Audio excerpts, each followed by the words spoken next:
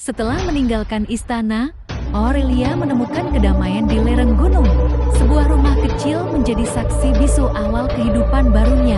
Setiap minggu, ia turun ke kota mencari bahan pokok dan arbel. Dengan tangan terampilnya, ia meracik ramuan obat. Dari obat batuk hingga salep luka bakar, semua dibuat dengan hati. Di balik kesibukannya, ada kekuatan batin yang tumbuh.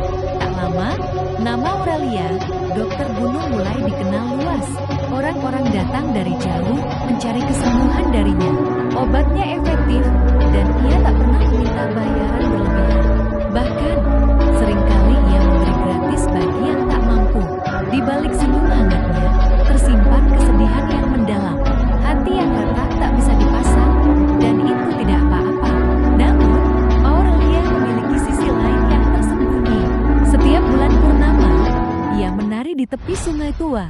Tarian yang ia pelajari dari ibunya, warisan berharga. Gerakannya seperti air yang mengalir, namun mampu menghancurkan batu.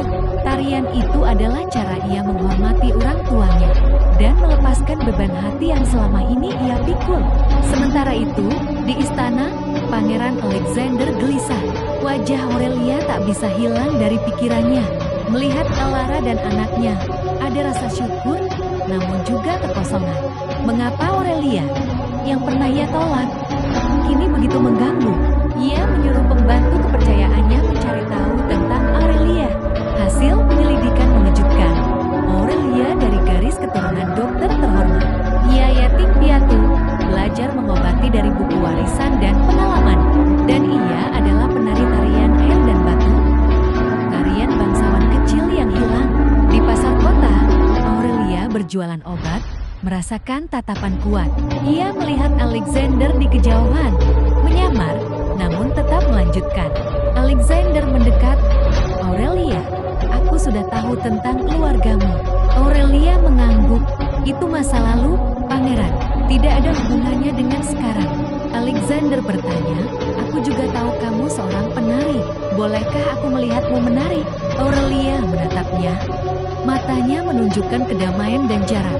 Tarianku hanya untuk alam dan mereka yang menghargainya, bukan untuk mereka yang hanya ingin melihatnya sebagai hiburan. Saat Aurelia mengemas barangnya, Alexander bertanya, apakah aku pernah punya kesempatan? Aurelia menoleh, kesempatan itu ada dulu, Pangeran, tapi waktu telah mengalir. Hati saya sudah menemukan tempatnya, jauh dari istana dan janji tak ditepati. Alexander berdiri di tengah pasar, merenungkan arti cinta dan kehilangan.